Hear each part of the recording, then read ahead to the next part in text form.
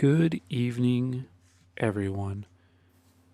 Today, we're going to do a little project. This is a set of Machinist parallel clamps. Mostly when I do a restoration or I think about doing one, I have two purposes, like utility and sort of display or artistic purposes. This is kind of a little bit of both. I mean, it's such a small clamp, and being a machinist clamp, it has such fine adjustments. It's not really something I'll use a ton, but I do have some need for it coming up.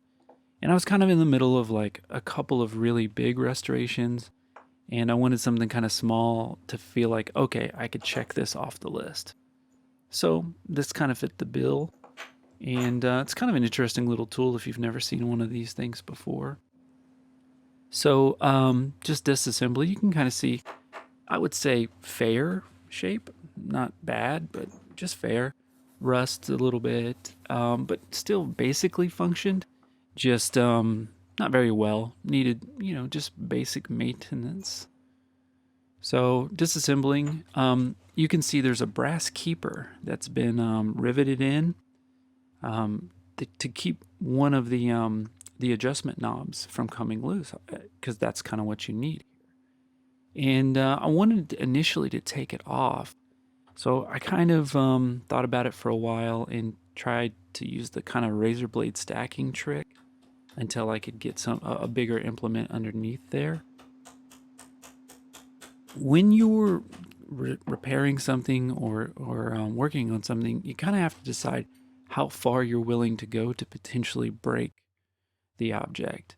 And with this one, I didn't want to go super far. I mean, look, these things you can buy them for like, $5, $10, $15. So, I mean, they're not like exceedingly expensive or, hard to get, but I didn't want to have to buy another one since I got this one for free.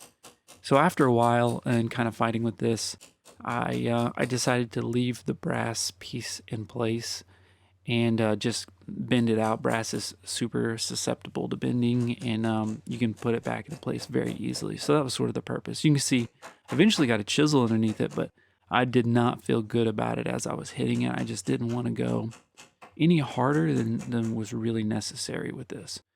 So I'm just kind of using some precision punches to move the little the forks out of the way that ride in that groove on the knurled knob. And once I did that, I mean, obviously it came out really, really easily. I mean, it was a little bit anxiety ridden because I wasn't totally sure I'd be able to get it back into place. But, as these things go, you just kind of have to have confidence and go for it. And yeah, I mean, it paid off, obviously, as you'll see in the end. But it did take, I think that was like one of the more nerve-wracking aspects of this.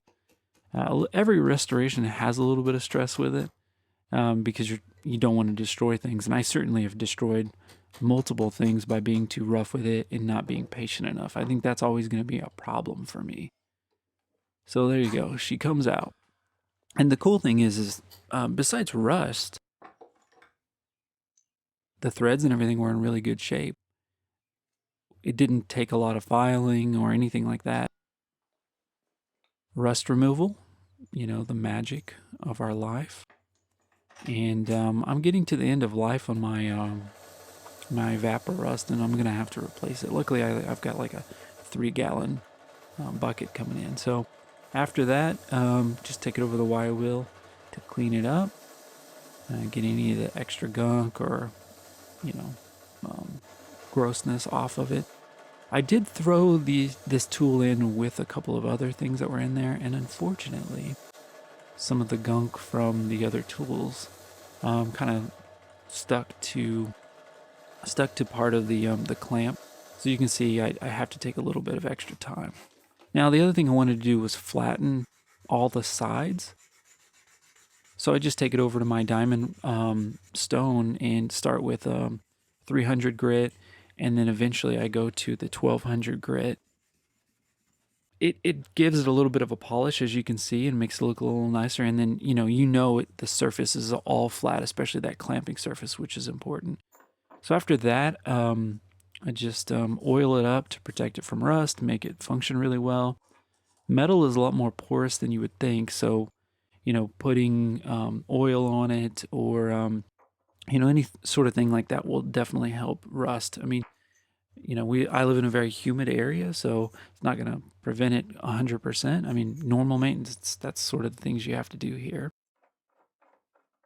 Reassembly, obviously super easy. I mean, we're talking about 2 screws, and look at that, ran in really well. And I love the way it's seating nice and flat all the way through. You can't really see any light shining through when the two arms come together. So now I've got to repair my little brass keeper.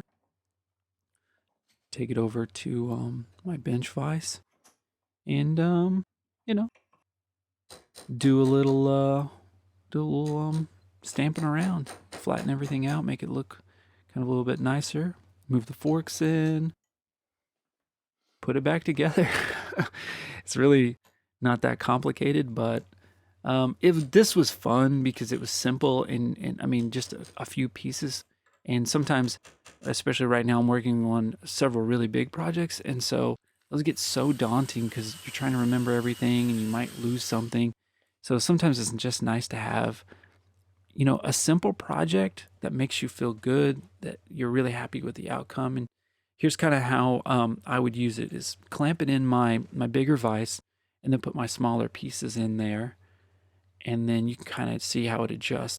So the back adjustment knob basically pushes down pressure to the front of the jaws, and then you adjust that pressure.